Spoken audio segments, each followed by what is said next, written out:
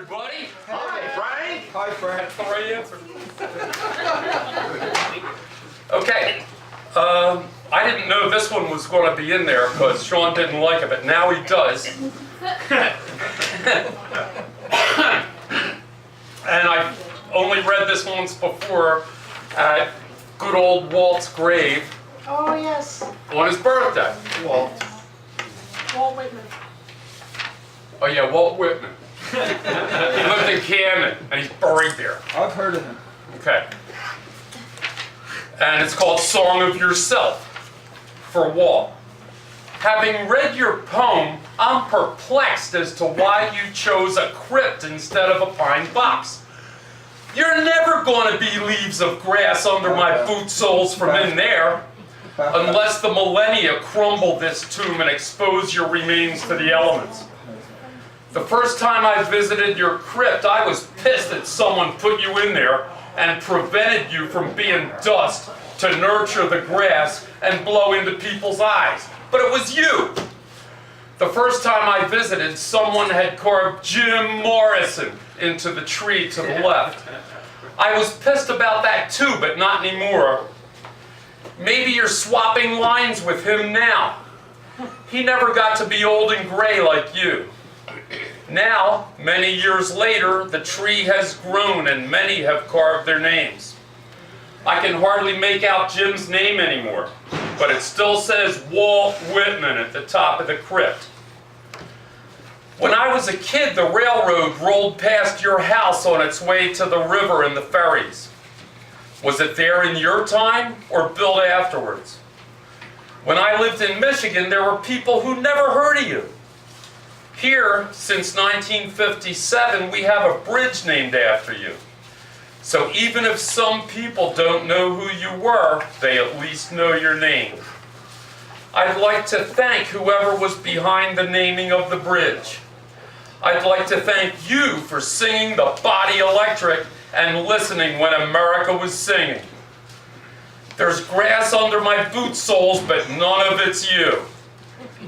I guess I'll never know why you chose a crypt.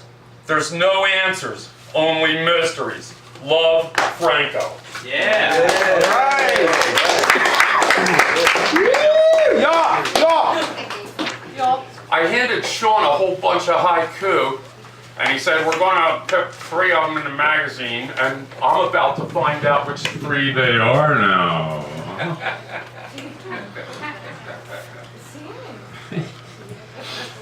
Number 1, San Francisco Embarcadero haiku. I saw a sea lion on the dock scratching himself like a dog.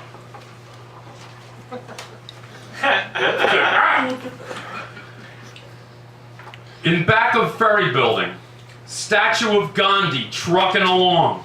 Somebody put a wreath of real flowers on his head. This is a double haiku, I think it's 34 syllables. The bay rollers are hitting the bulkhead under the dock. The sound resonates in the metal trash can bolted to the cement. Who hears this? All right. But he didn't put my favorite haiku in there, which is this.